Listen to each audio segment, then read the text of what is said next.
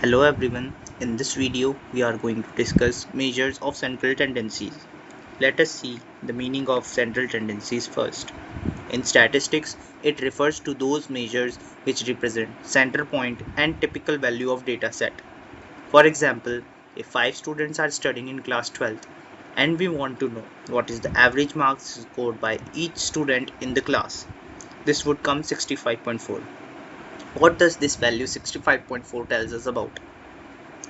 Let us see the given table, which is representing marks of each student in statistics out of 100. You can see all these marks are lying near the value 65.4. Hence we can say 65.4 is representing the whole data. So it is known as center point or typical value of data set. Now, types of central tendencies. In general, there are 3 types of central tendencies, as you can see. First is mean, second is median, and the last one is mode. Mean is also further divided into arithmetic mean, geometric mean, and harmonic mean. But in this video, we are just going to discuss these 3 types of central tendencies. Let us see first mean. The mean is calculated by adding up all the values in a dataset and dividing it by total number of values. For example, you are studying in class 12 and you want to know height of all students in your class. You will first of all measure the height of each student, and after that adding all these heights and dividing it by total number of students, you will get the average or central tendency, which is known as mean. Okay, now as I already stated, mean is of 3 types: arithmetic mean, geometric mean, and harmonic mean.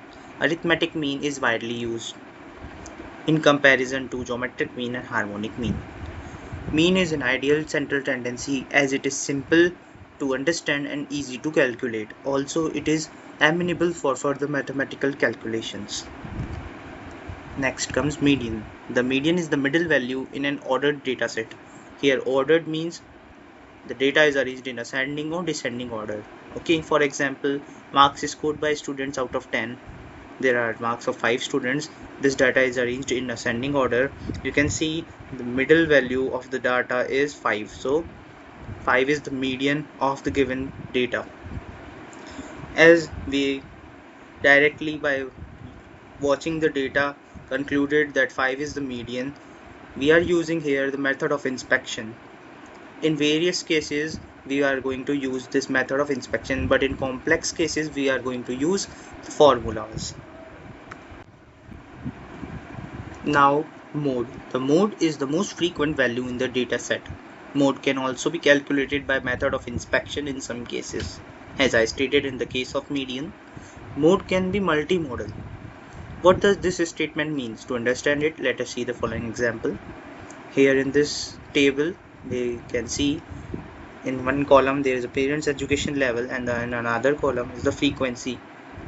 You can see that the frequency is highest in 2 cases: high school diploma and bachelor's degree. So we have 2 modes because mode is the most frequent value, and both of them are the most frequent values. So this given data is having 2 modes, hence it is known as bimodal.